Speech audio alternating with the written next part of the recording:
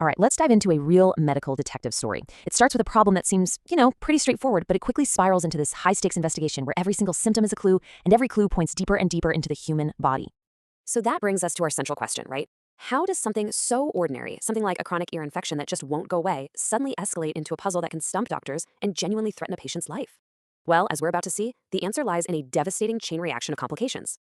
Okay, so let's crack open this case file. Like any good investigation, we have to start at the beginning, piecing together the timeline from the very first sign that something was wrong.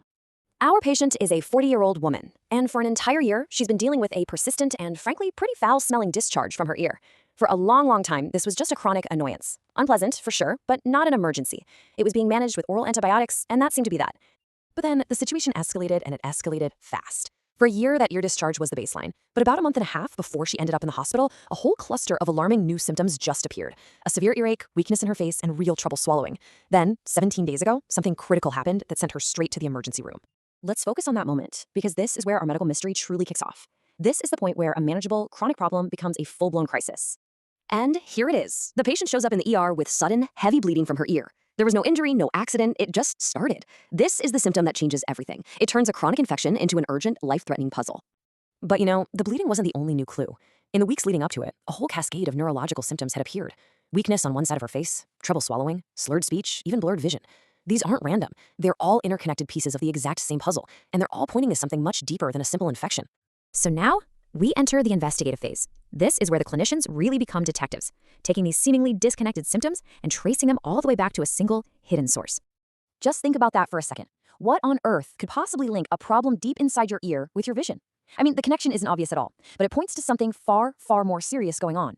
And this is the likely culprit, petrositis. This isn't just an ear infection anymore. The infection has literally escaped the ear canal and has invaded a piece of bone deep inside the skull, a place called the petrous apex. And its location is absolutely critical because it's surrounded by all these nerves that control parts of your face and your eyes.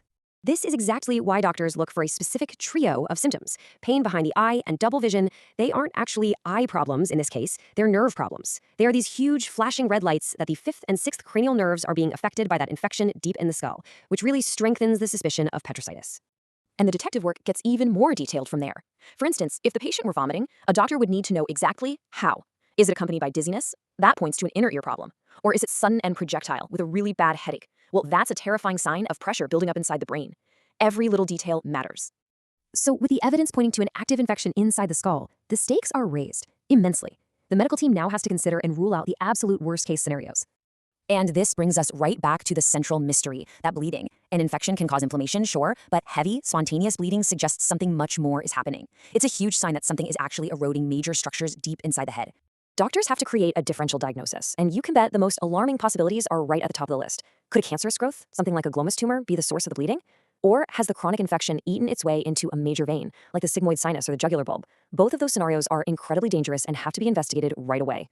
And just when you think it can't get any more complex, another suspect is added to the list, tuberculosis. Now, while it's rare, TB of the middle ear is known to cause exactly what the patient is experiencing, chronic discharge and severe bone destruction. So the investigation has to broaden even further.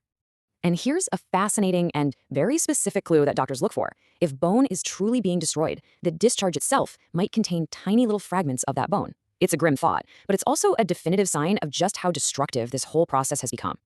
So, after all these twists and turns with multiple, very dangerous possibilities on the table, what's the solution? Well, in a case this complex, the answer isn't a single diagnosis. The true answer, the key to solving the mystery, is the process itself.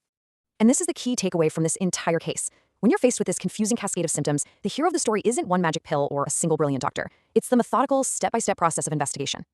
And you can break that process down into 3 essential pillars. It all starts with history, meticulously listening to the patient's entire story, because the most important clues are so often hidden right there.